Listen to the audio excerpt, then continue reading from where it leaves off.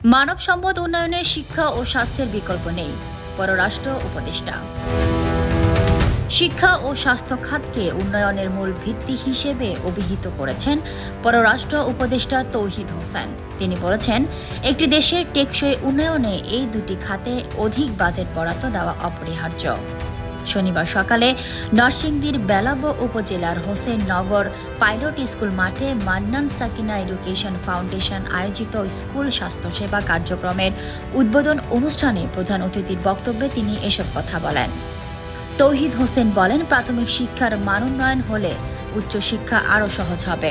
পাশাপাশি প্রশাসনের সহযোগিতায় ভবিষ্যতে স্কুল শিক্ষার্থী ও স্থানীয় জনগণের স্বাস্থ্য উন্নয়নে কাজ করা হবে।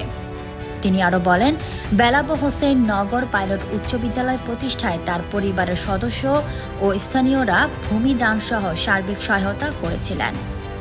মানব সম্পদ উন্নয়নে শিক্ষা ও স্বাস্থ্যের বিকল্প নেই বলেও মন্তব্য করেন পররাষ্ট্র উপদেষ্টা। অনুষ্ঠানে সভাপতিত্ব করেন ফাউন্ডেশনের সভাপতি ও সাবেক সচিব মোহাম্মদ জাহিদ হোসেন। উপস্থিত ছিলেন জ্বালানি ও বিদ্যুৎ গবেষণা কাউন্সিলের চেয়ারম্যান মোহাম্মদ ওয়াহিদ হোসেন এনডিসি, জেলা প্রশাসক মোহাম্মদ আনোয়ার হোসেন, বিএনপির কেন্দ্রীয় নেতা doctor M A Qayyum, police super Mohammad Menhajul Alam সহ স্থানীয় প্রশাসনের কর্মকর্তারা।